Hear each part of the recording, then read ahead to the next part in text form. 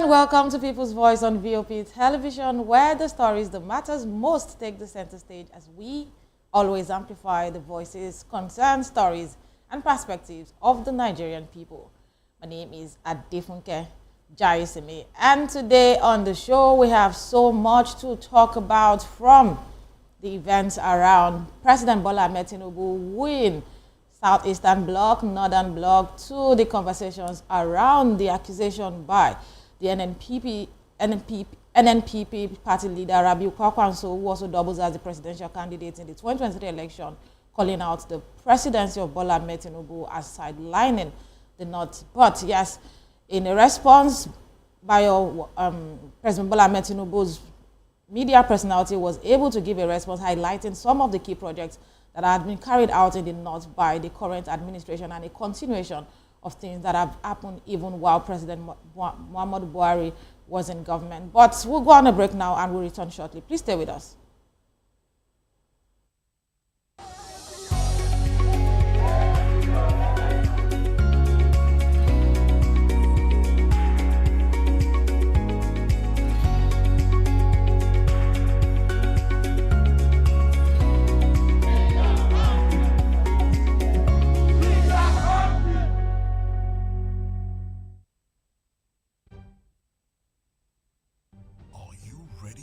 Extraordinary. Something big is happening on your screen.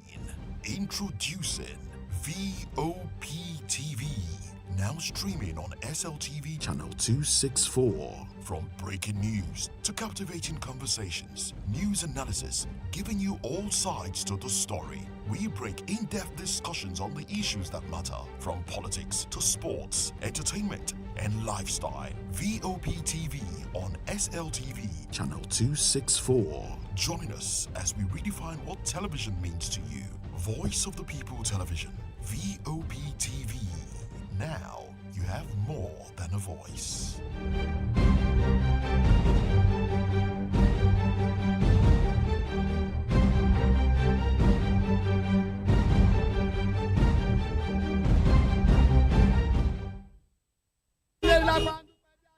Good morning. It's the start of a beautiful day. Well, start your day right with a healthy dose of news, fun, and inspiration.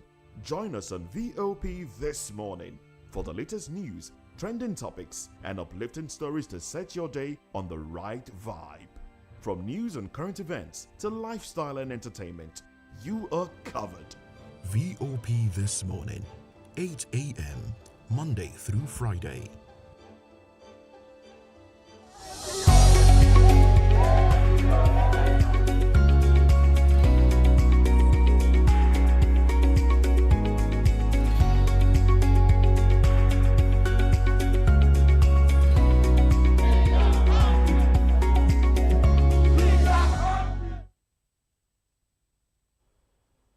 Many thanks for staying with the People's Voice, and apologies for that quick break. So yes, on the show today, as we wrap up the week with stories of national interest, there's been a huge speculation about the president working tirelessly behind the scenes to woo the Southeast region ahead of his re-election in 2027.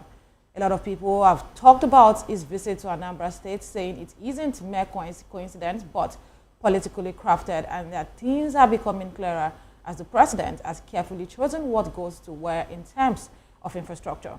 There's more to this story, there's more to this conversation, reaction, and of course, what the people have to say. But let's move away from that story to talk about the president's strategy for winning over the Southeast region and, of course, the role of infrastructure development in his re-election campaign across different regions in the country. But away from the Southeast, let's break down the recent exchange between Senator Rabiu Kwakwanso and Special Advisor to the President on Media and Public Communications, Sunday Dare. So Kwakwanso had earlier claimed that the federal government under President Bola Ahmed Tinubu has neglected the North, citing an apparent imbalance in the distribution of federal resources.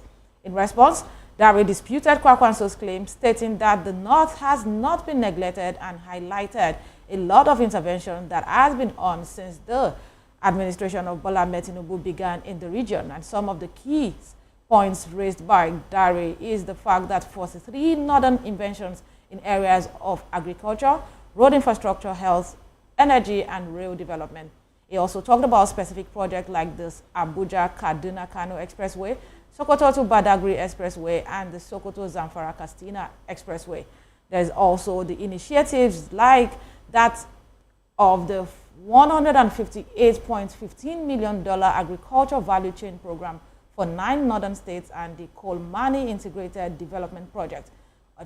The final one he spoke about is the efforts to reinvigorate primary health care centers and upgrade tertiary and secondary health facilities in the north. Well, for so many people, it's a political debate, but of course, it raised a lot of concern. But this debate so far has highlighted differing perspectives on the government's priorities and the resource allocation, which every region is interested in knowing what exactly is coming to them beyond election campaigns and the likes. But other stories in the news with details include the political momentum build up ahead of 2027 general election as Ekpe Division Stakeholders Forum has thrown its weight behind the re-election bid of President Bola Ahmed Tinubu. And in a surprising event, they talk about the former Lagos State Governor Akinwumi Ambode during a consultative meeting with political and community leaders in Ekpe. The forum's coordinator, Mr. Adewale Kazim, called on Lagosians across the state to support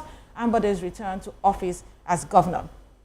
Citing his record of transformative leadership during his first term, Kazim highlighted Ambode's contribution to the growth of Ekpe and the state at large, talking about Lagos State, describing his leadership as a visionary and unmatched.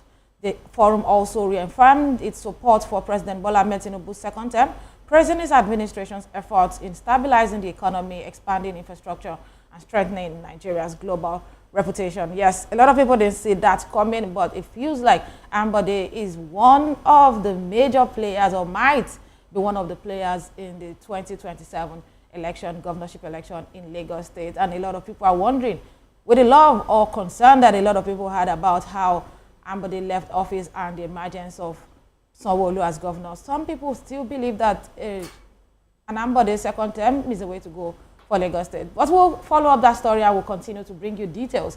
On the part of the former chairman of the All Progressives Congress, Umaru Ganduj, he just congratulated the new APC chairman. The immediate past national chairman of the ruling All Progressives Congress, APC, Dr. Abdullahi Umar Ganduje, has congratulated his successor, Professor Nentawe Yiwada. In a statement, Ganduje described Yiwada's emergence as strategic, noting that it comes at a critical point in the life of the party.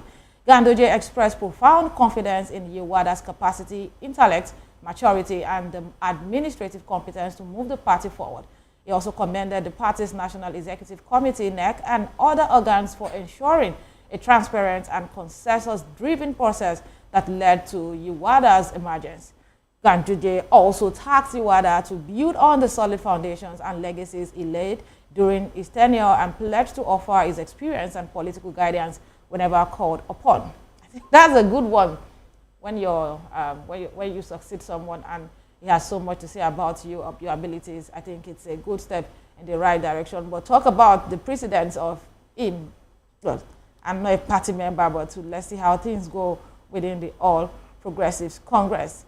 Yes, the Independent National Electoral Commission, INEC, reported that about 168,187 eligible voters registered in the just concluded continuous voter registration exercise in Anambra State.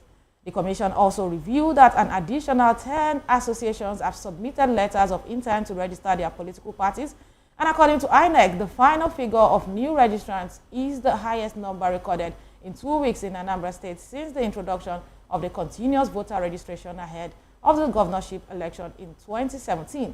The Commission also displayed the preliminary register of new voters for claims and objectives by citizens in all 326 wards in Anambra State. Everybody in Anambra is preparing for the elections, and I think the need for people to register is also in preparation of the 2027 general elections. But yes, good news for Super Falcons. This is a general news, not sporting details, but it's been making headlines as the President Bola Ahmed Tinubu approved the full payment of allowances and match bonuses for the Super Falcons ahead of their match against Morocco in the 2025 Women's African Cup of Nations. The chairman of the National Sports Commission, Shehu Diko, announced that all entitlements up to and including the final match had been disbursed for immediate payment to the players, coaches, and officials. Diko also described the gesture as policy in motion and a demonstration of a renewed commitment to Nigerian athletes under Tinubu's leadership.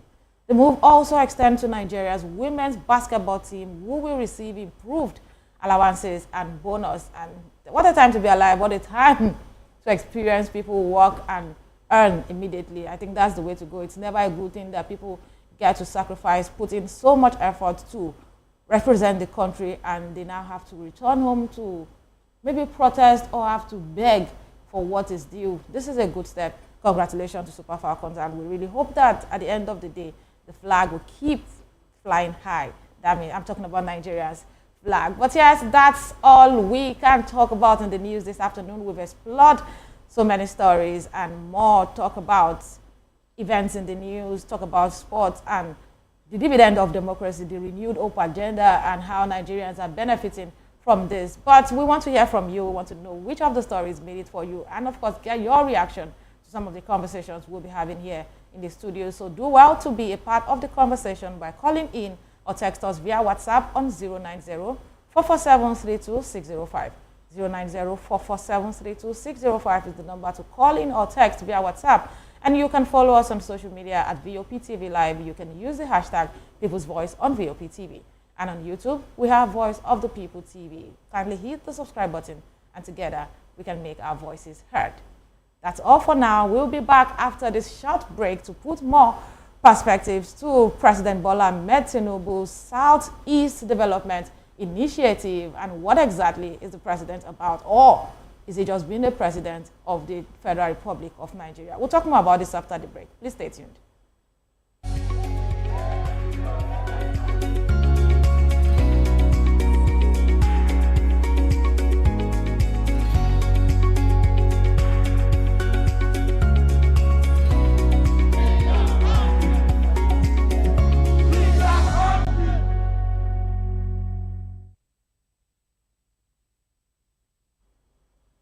Many thanks for staying with the People's Voice on VOP Television. So, the story is about President Bola Ahmed Tinubu's initiative and who the greatest beneficiaries are. And if this is just coincidence, or the president doing what he's supposed to do as president, or as many are speculating, win the Southeastern bloc ahead of his re-election in 2027. But if you ask me, no, you shouldn't ask me. It's not mine to give my thoughts on this. But the Deputy Speaker of the House of Representatives, Benjamin Kalu, has praised President Bola Ahmed Tinubu for allocating $3 billion to complete the Eastern Rail Line, a critical infrastructure project aimed at boosting economic growth and regional connectivity in the southeast region of Nigeria.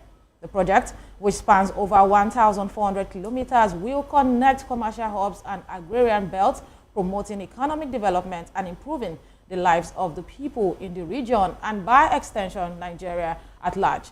So here are the key benefits of the Eastern Rail Line. The rail line is expected to stimulate Nigeria's non-oil exports and economic growth upon completion. Yes, and of course, regional connectivity. It will link major commercial hubs in Aba and Onitsha to northern markets, unlocking approximately 50 billion naira in annual trade. There's the part of job creation, which is very, very important. The project is expected to create over 150,000 direct and indirect jobs during the construction phase. And yes, the rail line will also be upgraded to standard gauge, enhancing transportation efficiency and reducing travel time. The Nigerian Railway Corporation, NRC, has begun preliminary work, including right-of-way clearance and environmental impact assessment. They say that the construction is expected to begin by Q4 2025, with the China Civil Engineering Construction Company, CCECC, shortlisted for bidding. The managing director of NRC, Kayode Okoefa, believes that the project may be completed before 2027. As a matter of fact, a lot of Nigerians will be interested in seeing this project completed ahead of 2027. But yes, the Deputy Speaker of the Senate, Kalu, Benjamin has commended President Bola Ahmed Tinubu's visionary leadership and commitment to the development of the Southeast region. He stated that the renewed hope agenda is not in words but in action for the people of Igbo. The project is seen as a historic step towards addressing long-standing regional neglect and promoting equitable development across Nigeria. Yes. So that's it. This is what brought about the conversation around President Bola Ahmed Tinubu trying to woo the Igbos. And some people have said that this loan that we've been asking questions about and the federal government coming to highlight what these monies are supposed to cover, people are speculating that the Southeast is one of the biggest beneficiary of this infrastructure loan. But yes, it's never a one-man show on People's Voice. I'm now joined by Dr. Goodluck Unorom, Head of Department, Business Administration, Director Center of Data Analytics and Simulation, CDAS, at Caleb University, Imota, Ogun State, Nigeria. Good afternoon, Doctor. Good afternoon, and thank you for having me on the call this afternoon. Glad to have you on the show, and I like that we are doing this together because as much as we'll be talking politics, we'll also be talking about education in Nigeria. So let's dive right into the conversation. I'm sure you were following through with the introduction, talk about the Eastern development happening. Yes, of course I have. So what do you think, what strategic importance does the Eastern Rail Line hold for the economic development of the Southeast region as a whole, and how might this also impact the local economy of the people within the region? All right, thank you. Over the years, it has been on the news, and it has been on a lot of people's lips that the Eastern region has always been marginalized when it comes to governance and political gains, as far as Nigeria is concerned. And what President Bola Ahmed Tinubu has done is to show that even though that a lot of people are thinking, oh, these people are being marginalized, he has tried to make sure that that narrative would change. He has tried to change that narrative with what he has done, especially with the rail line project, touching the lives of the people of the East, that is the Igbo people, as we're often referred. So my take on that is he has done well. He is paving way for a more cohesive and a more inclusive governance. I know that as a president, he has his own challenges. I know he has his own shortcomings. Of course, he's human. Right. But all the effort he has made, he has tried his best, and he's providing what I call an inclusive opportunity, especially for those the Southeast that think that marginalization has been the order of the day for a long time. All right, thank you very much for that beautiful response. But trying his best for Nigerians, it's more like you know what the job was like. You said that you know that it's going to be a very tough one, and you decide to pick up the job. But I appreciate your response, and it's important to acknowledge that for a region that felt like it's been marginalized for a very long time, this might just be a good step. But there are speculations around how this might impact his love and his popularity in the Southeast. In your opinion, how does the allocation of $3 billion for the completion of the Eastern Rail Line reflect President Tinubu's commitment to the regional development and to the development of the locals? Also, what implications might this have for his popularity in the Southeast? All right, thank you. For me, he has done well, like I said earlier, in trying to make sure that as much as possible, there is inclusivity. And so, for whatever reason, the implication as far as I am concerned is that investment is opening up a lot of opportunities for enhanced national integration, as well as growth of interregional trade. So this is how it works. By reconnecting the Southeast, South-South, North-Central, and the Northeast, that rail line reestablishes broken lines of logistics that we have seen in the past, and then opens up opportunities for agriculture, mineral resources, as well as transportation of industrial goods. All right. For example, let's take Ebonyi State. Ebonyi State is known for a long time for rice production. And because of this rail line project will create more access, all right, for the rice from Ebonyi State to go round the nation. And Right. if care is not taken, exportation is, possible. And that leads me to the second point: industrialization and export growth. The rail line project will create opportunity for, industrialization. At this point, there would be a connection. From what I'm seeing, there might be an integration with the Bonny Deep Sea Port, all right, and Right. that will link to industrial park. And then at this point, what I foresee is that as much as 10,000 jobs, especially in the construction angle, will be created because of this. And this will enhance trade. This will enhance interregional integration and relationships. Okay. And Yeah. then there is the gain of economic multiplier. All right. As much as possible, the Deputy Speaker, Benjamin Kalu, projects that the rail line will unlock as much as 50 billion in annual trade. True. And this will help link Aba and Onitsha. And we know that when we talk about the eastern part of the nation, Onitsha, Newi, Aba are very critical Right. to the discourse. So this rail line will open up a lot of integration for these areas. Then, talking about its implication for his popularity among the Igbos, the truth is this: people may have what they think. People may have, freedom of whatever they have to say. But I am one person that no matter how angry I am, when I see something that is good, I would bounce on it. Now, President Bola Ahmed Tinubu has tried to change that narrative. And for some, it's a welcome idea. For some, they see it as, oh, it's just another, opportunity to be able to get votes, Right.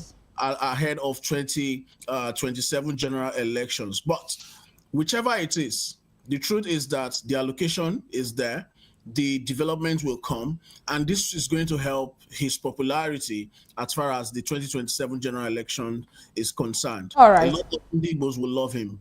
All right. Thank you very much for that response. But the projection is actually around 150,000 jobs. They've talked about laborers on site. They've talked about even local businesses that will be patronized as a result of this construction. But let's talk about the Deputy Speaker of the House of Representatives, which a lot of people have applauded. Just some months back, he launched the Renewed Hope agenda in the Southeast, and he talked about how much influence the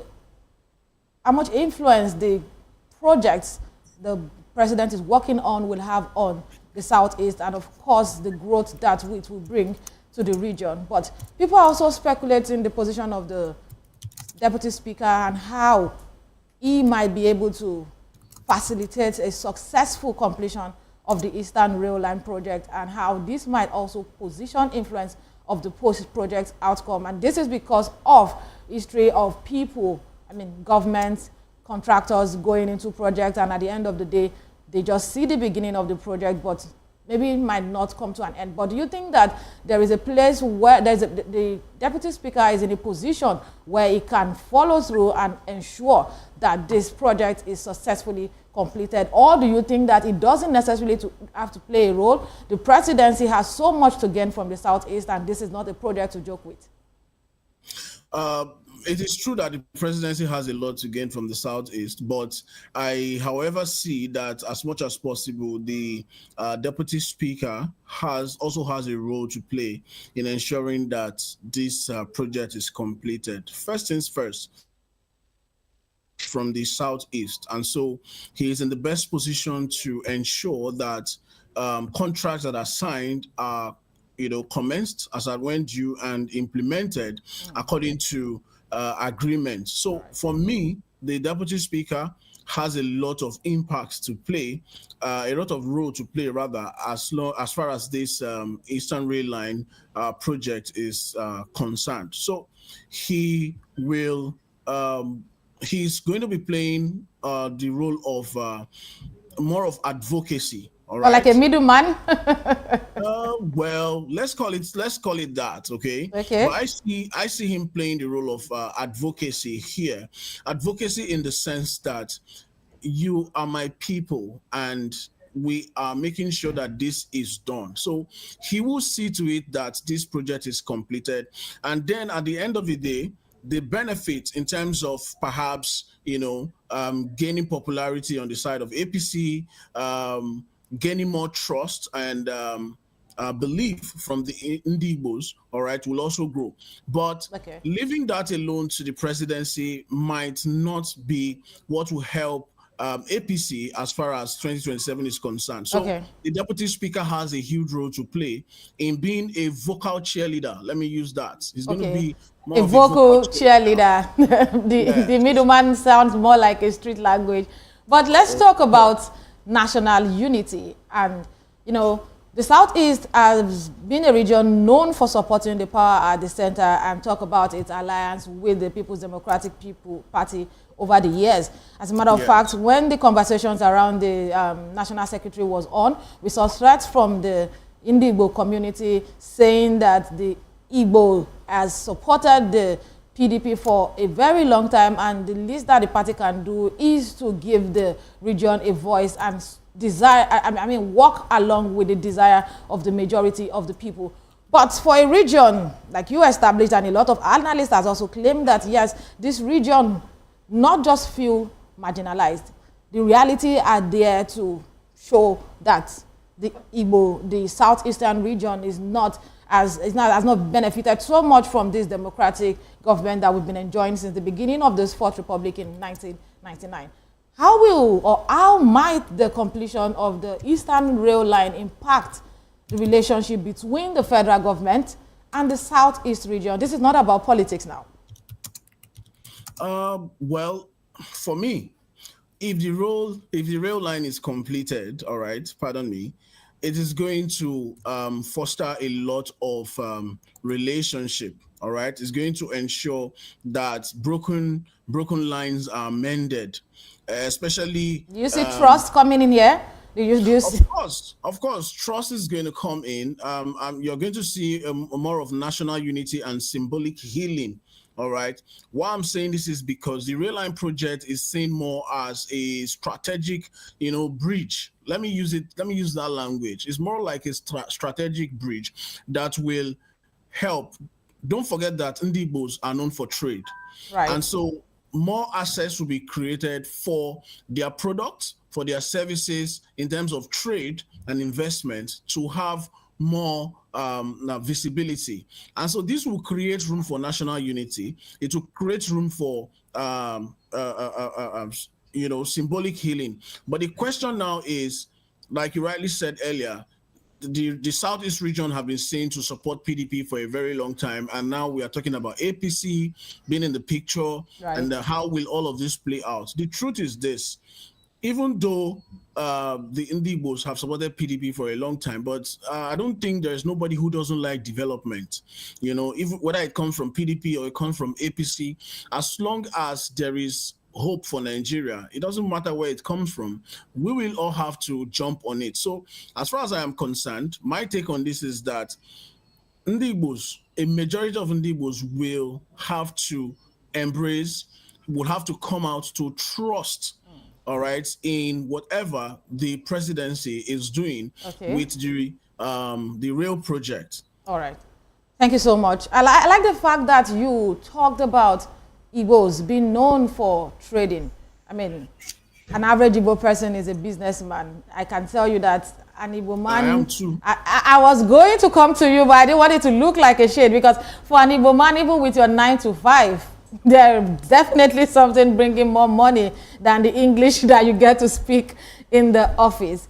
What are the potential long-term benefits of investing in infrastructural development in the Southeast region? I mean, when we're done with these rail lines, do you see a lot of benefits, long-term benefits for the nation at large? Talk about how it might impact Nigeria's economic growth and development and make Nigeria even more competitive in the globe, in the business world.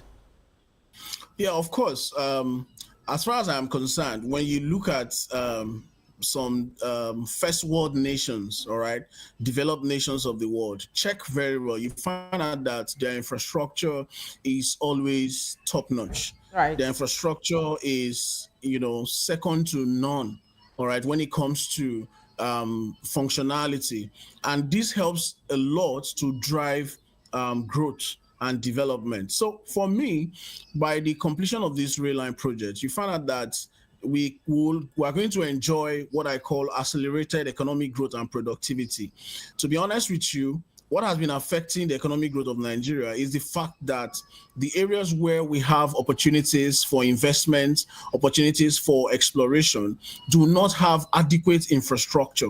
Take, for example, the hinterlands, the farmlands, all right, you discover that infrastructure is not as adequate as it should be in those areas. And so Right. sometimes when it comes to food production, it's the farmers get to produce less, all right, than what would serve the nation. Talk more of exports. I know we export certain products, all Right. right, but we are not producing enough to be able to ensure that export. So I see that this rail project will give access to all those areas that are, almost forgotten, if I use that language. So there's going to be accelerated economic growth and productivity.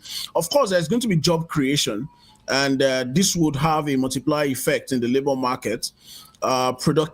Poverty rather would reduce, and Right. then there's be regional equity.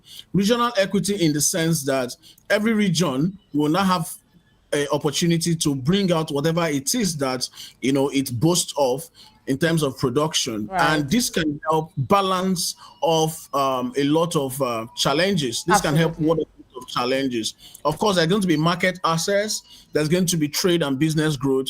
Urbanization and industrialization will also be one of the long-term benefits that Right. this rail line project will provide. And then there's going to be national unity and social cohesion. I'm a staunch believer in Nigeria.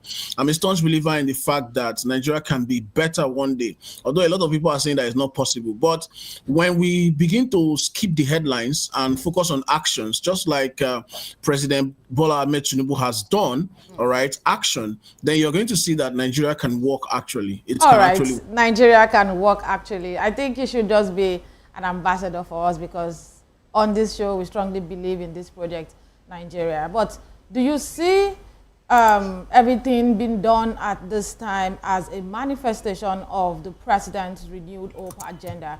And what does this also say about his priorities for the country and every region? This project is something that will link regions like you talked about. It's going to help communities graduate from rural to urban, and that is what the future is actually. But in all of this, do you see him manifesting his renewed hope agenda, and what can you say about his priorities for the country? As far as I'm concerned, President Bola Ahmed Tinubu has done well for the country, even with his renewed hope agenda. With And people saying whether that he they cannot buy rice, rice is not, they are expecting rice to go back to 5,000 naira per bag. People are talking about fuel prices, people are talking about high cost of living, and of course, a lot of people cannot even have the life that they used to have in the past. I'll tell you this for free. It is true that things are expensive. A lot of people cannot have, the kind of life they wish to have because of the nature of things. And we pray that a bag of rice can actually go back to 5,000 naira. But the question is, how did we get here? And what are the efforts that we are making to actually solve whatever problems that we are facing? I'll tell you this again. The president has done well and is trying his best, all right, to see what he can do. As much as possible, the rail line project is a manifestation of his renewed hope agenda. Because what exactly is he doing? He's trying to renew the hopes of Igbos. All right. He's trying to make sure that as much as possible, there is access to a lot of areas that are forgotten or that are neglected. Right. And this can help to ease out, the cost of items. We are an import dependent country, but imagine the rail line when completed gives access to raw materials, give access to, for manufacturers to have access to raw materials that will be used for local production, then you're going to find out that import dependency will reduce. And this will go a long way to help, level out the cost of commodities in the market. So yes, we are complaining. Yes, people don't have the kind of life they want to live right now, but we don't expect this to happen overnight. We still just have to leave the headlines and focus on taking strategic actions that will reposition Nigeria for, the greater good that we expect to get from it. Right. So for me, it's a manifestation of his renewed hope agenda. He is doing well. I told somebody the other day that President Bola Ahmed Tinubu is one of the best things that happened to Nigeria. And he was serious? Like, yeah, I'm going to prove that to you. I'm going to prove it to you. Just take this analysis. All right. With the situation of things in the country as we speak, a lot of people have learned to become more frugal with money compared to old times when, the money is there, it comes easily, and then you can spend, because after spending, the next minute, you're sure of getting another one. And then you're sure of, buying market items or commodities. Isn't that how life is supposed to be? That is how life is supposed to be. But then you find out that some people end up not having to save. But with the condition of things now, Nigerians are becoming more conscious of how they spend money. So they get to save more. So you're saying that this administration has taught Nigerians prudence? Yes, I'll tell you for free. It has taught Nigerians prudence. Go out on the street and ask a lot of Nigerians. Many will tell you, the money is not enough. But there are still some that will tell you that if I think of driving my car to go visit a family member for a function, I'd rather just take out of the money that I used to buy petrol and send them as... And wish them the best of the day. And wish them the best and save the rest. All right. Thank you so much, Dr. Good luck for that response. But please stay with us. We need to go on a break now. We'll return to talk about the Federal Ministry of Education's new standard for entry age. For junior secondary school, not university. New entry age for junior secondary school pegged at 12 years old. Please stay with us.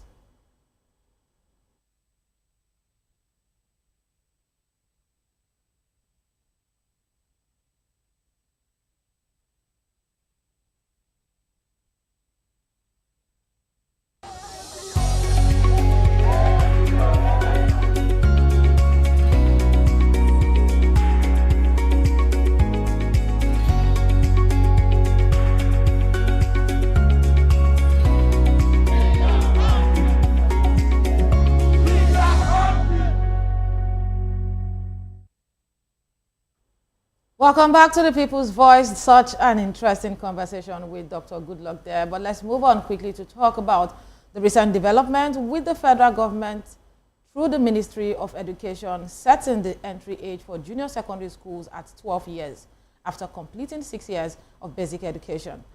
The duration of basic education in Nigeria now, according to the standard, is the basic education will be 9 years long, consisting of 6 years of primary education and 3 years of junior secondary school GSS. Age for higher education has been pegged at 18 years old, and given the structure, students will likely be around 18 years old when they complete secondary school, aligning with the recent announced minimum age for university education in Nigeria. Yes, there's been a lot of reactions, but here are the implications: alignment with university admission age. So this new policy seems to align with the government's recent decision to set 16 as the minimum age for university admission, although it was announced that students will be around 18 when they complete secondary school, and it appears that there is a discrepancy with the university admission age set at 16. Also, there's emphasis on cognitive maturity. When that announcement came for the university admission being for children at 16 and above, a lot of people reacted, and the emphasis was on how matured a lot of the students are. So the policy now aims to ensure students are cognitively matured and academically prepared for higher education. Some argue that setting a minimum age limit could exclude academically exceptional students under 16 from accessing higher education, while some others believe that it is essential for emotional and psychological maturity, which is necessary for higher education in Nigeria and maybe anywhere in the world. But educational experts have also welcomed the policy, citing the importance of emotional stability and maturity in academic performance. On the part of parents, parents are divided in their opinions, with some supporting the policy for promoting maturity and others concerned about potential barriers for gifted and exceptional students. For private school operators, yes, reactions are expected. Private schools may need to review their curricula to align with this new policy, potentially affecting accelerated programs. And you know how these things happen with private schools, certain curricula that maybe trying to build a structure that differs from what other schools are doing, just to set a standard and maybe something unique, whatever word they choose to use. This is a time where a lot of institutions, both private and public, need to sit back, look into the curricula they are working with at the moment, and understand the importance of working in line with the government's guideline on issues like this. But yes, let me come back to Dr. Goodluck. Let's continue this conversation. Dr. Goodluck, are you there? Thank you. All right. You see why I said that you are just the best person that could have been on the show with me today, because this is a very important conversation and sensitive one at that. And I'm glad that we have a professional to help us with this. How do you think this new policy on new entry age for junior secondary schools impact the current enrollment and admission processes in schools? And do you think there are adjustments that might be necessary to ensure a smooth transition? I like the policy, even though I am a person, I'm one that I have always said my kids would have to enter the university perhaps maybe at age 15 or age 14. But then again, a policy is a policy, and then we just have to find a way to abide by it. And there are reasons for that. For example, maturity is a key consideration in the discourse. Maturity is a key consideration. Right. Being the head of departments, I get to see a lot of young people on campus who tend not to even know their left from their right. A lot of them. Although there are still some young people you also find that are able to compose themselves properly and show some good level of maturity. Right. However, the thing is this: when you look at it from a general angle, you find out that adjustments will have to be made so that this policy can actually serve its purpose. Right. So adjustments in terms of there has to be some sort of alignment with I think it is JAMB now, all right, talking about the entry age into the university. There has to be some alignment, some discussions with the Ministry of Education, as well as the umpire for UTME, which is the JAMB. There has to be a lot of discussion and adjustment in that area. Then there should also be some sort of improvisation.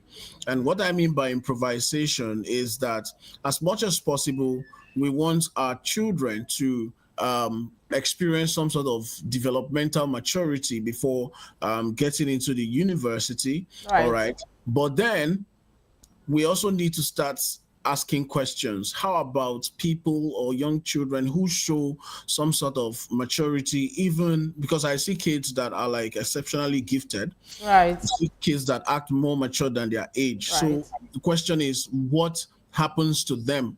Okay, while we look into what happened to children, we have exceptional kids and we can't even take that out of the equation. Do you consider what potential challenges might arise in implementing this new policy, particularly in ensuring that all students complete the 6 years of primary education before being admitted to junior secondary school at the age of 12?